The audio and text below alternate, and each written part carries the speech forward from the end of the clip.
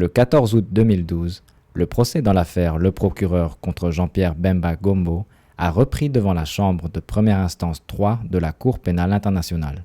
La semaine d'audience a été marquée par le début de la présentation des éléments de preuve de l'équipe de défense de l'accusé.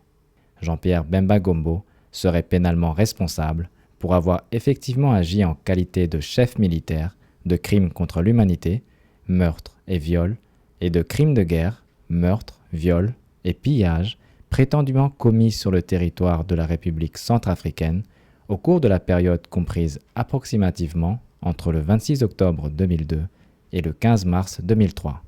Le procès s'est ouvert le 22 novembre 2010. Le bureau du procureur, au cours de la présentation de ces éléments de preuve, a cité un total de 40 témoins à charge. 5 victimes ont par la suite été autorisées à témoigner ou présenter leurs vues et préoccupations. L'équipe de défense de Jean-Pierre Bemba prévoit de citer un total de 63 témoins à décharge. Le premier témoin de la défense, M. Jacques Séhara, est un officier général de l'armée française à la retraite.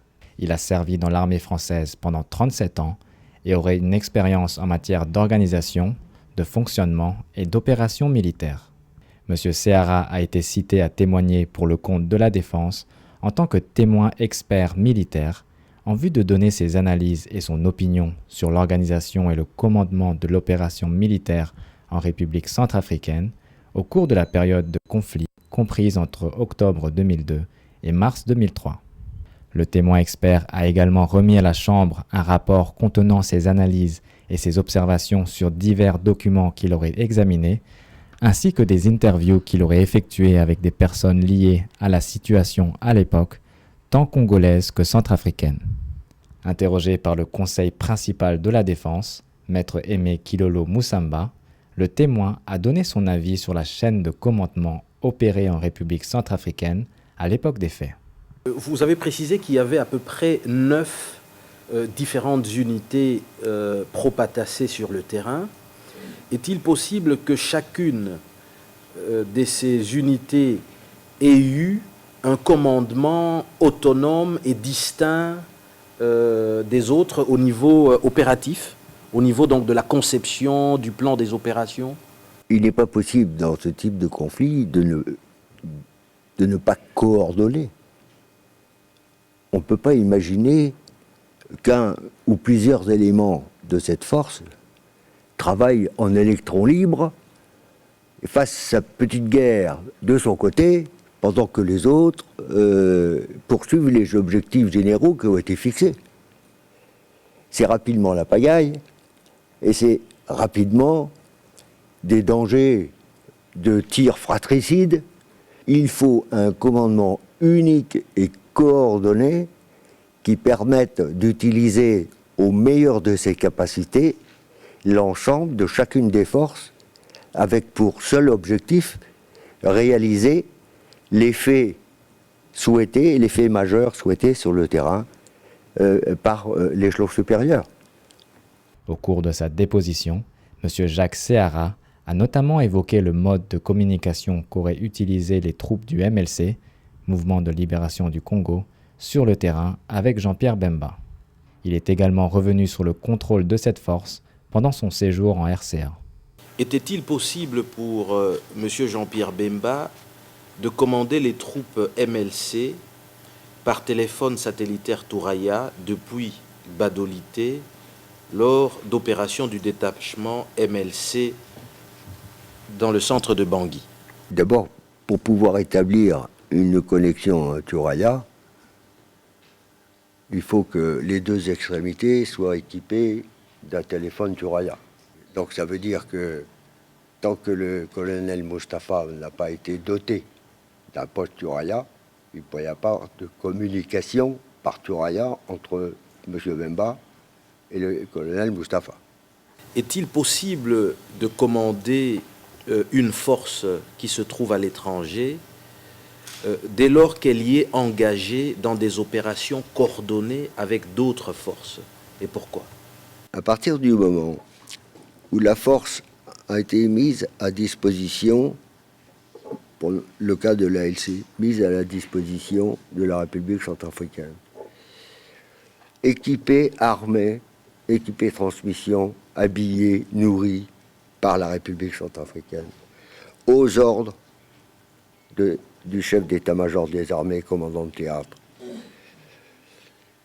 et aux ordres du centre opérationnel centrafricain.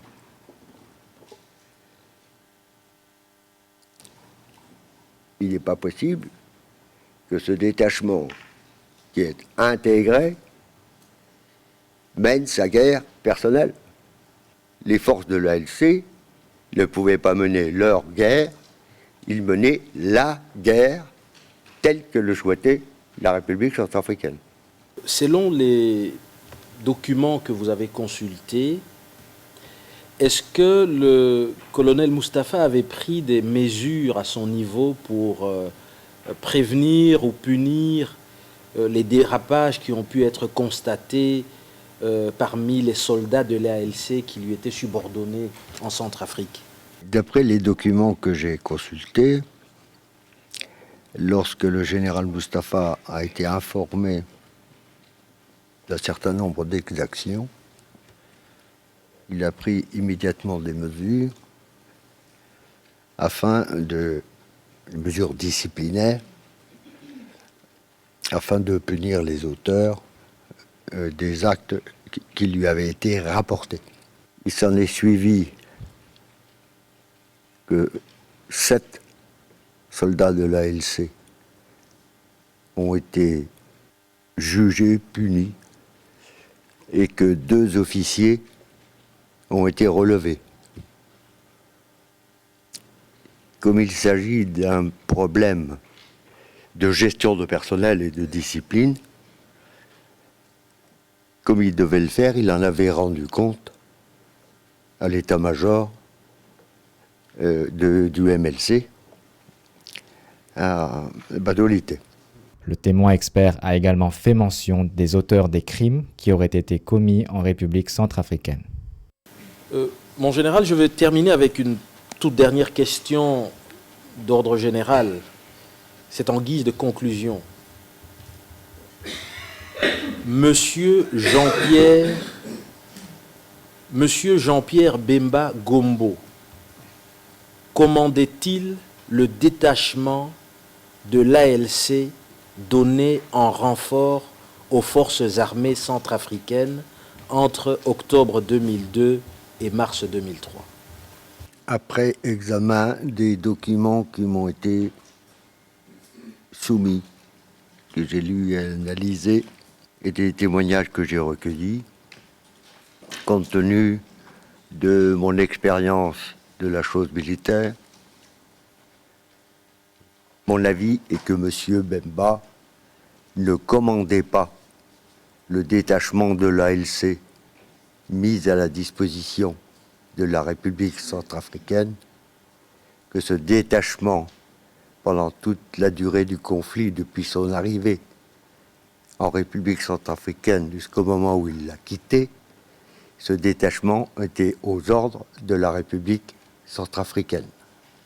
Le bureau du procureur a débuté son contre-interrogatoire du témoin expert militaire le 17 août 2012 et le poursuivra au cours de la semaine du 20 août 2012.